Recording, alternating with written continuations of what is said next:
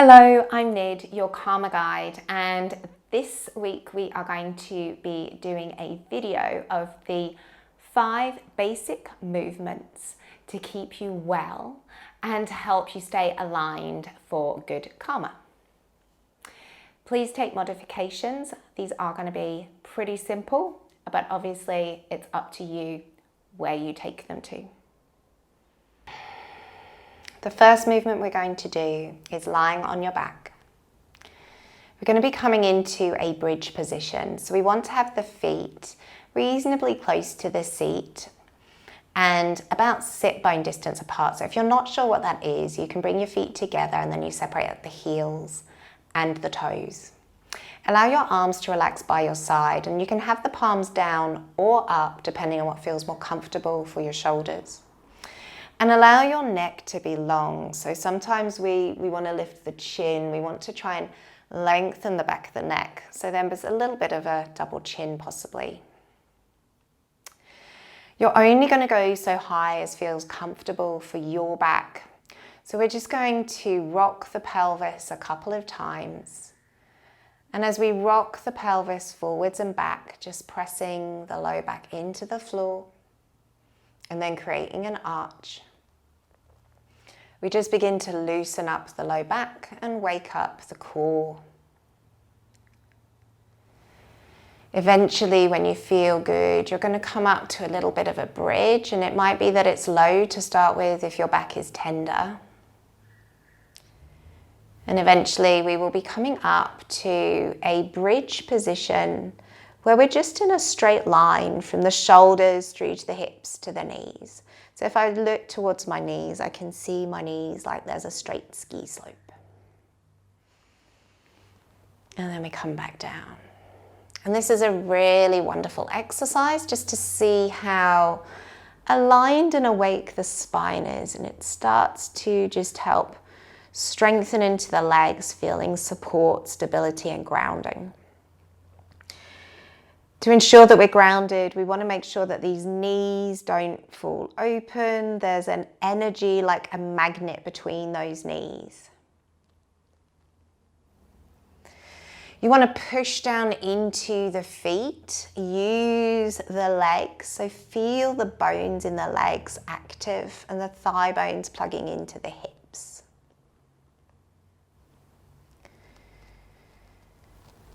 And you want to feel that rolling, that's lovely for the spine, that's so healthy for it. But if it feels tender, do just go for the straight hinge.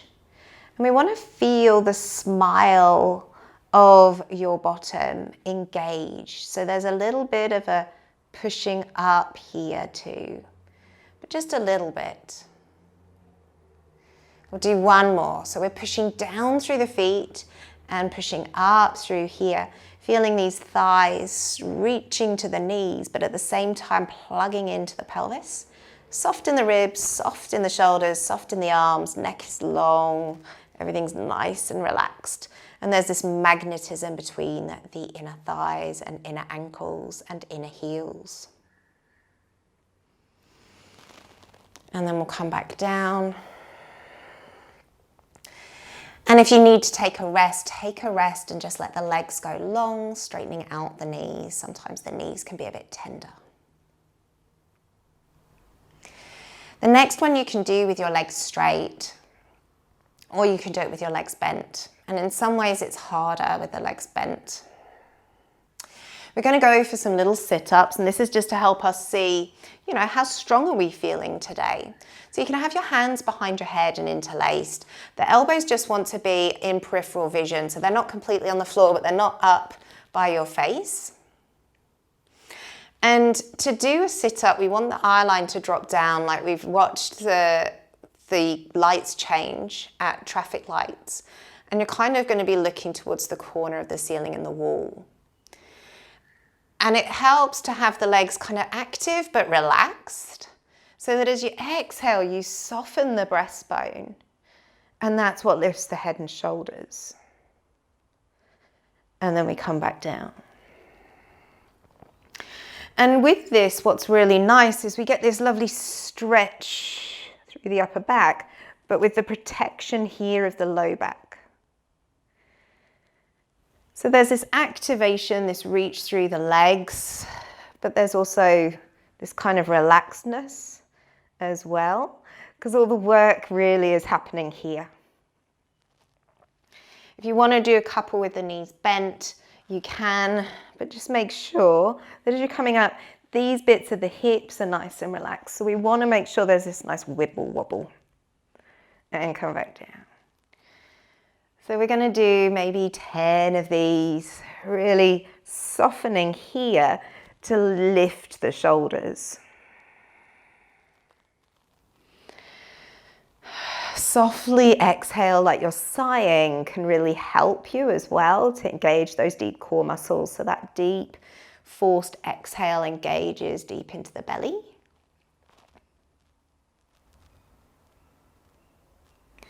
And then once we've done our 10, you can relax again and just let that go.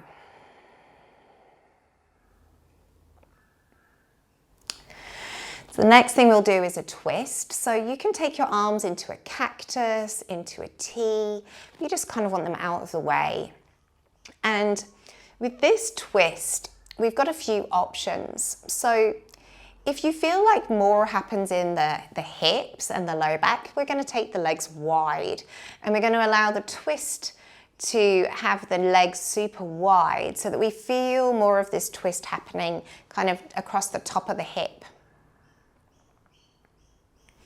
Now for you and on a different day, this might not feel so, interesting or big. Maybe that's not really where you're feeling the desire for a twist. And it might be that you want to have the knees together and then you take the twist, keeping the knees together, the hips roll up and you can see there's more of a twist now happening in my low back. My shoulders are still on the ground. The feet come through center and this is a beautiful twist to take to really move the low back and the hips.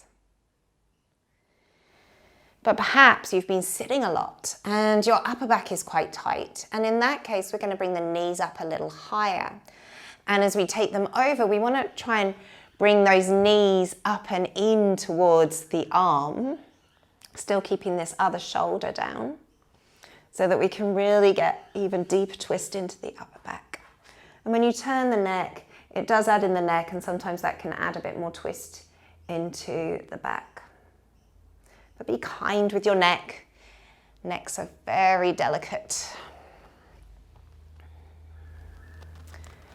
As we take the twist. So you play with which twist feels good in which day. It doesn't have to be the same one.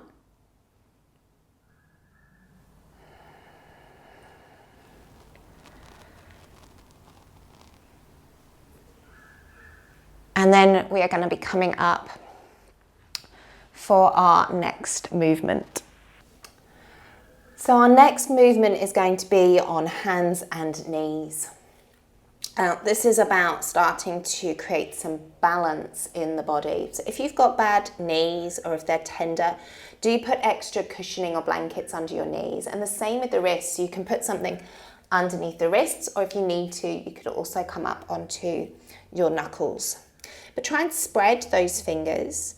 Really distribute the weight into the nails, soften the inner elbow till it looks inwards, and draw these shoulders wide and down towards your waist. When we're here, it's terrible for the shoulders and we have no core support. If we pull the shoulders wide and down, it connects into the upper core and we start to get a bit more support. And then from here, we're just going to reach opposite arm and leg really long. You can keep them on the ground. And if you feel stable, you can try and lift. We don't need to keep the arm and leg very high. We're just looking for a little bit of a balance challenge. And it also is up to you if you want to point or flex your leg, your foot. Just make sure you choose one, right? You're going to notice a different muscle activation through your legs, whether you flex or whether you point. So you can have a little play with that and see which one feels more supportive for you. This is more core, And this is more glutes. And then come back. So take a break for the wrists. Just put the thumbs in, give them a little roll around.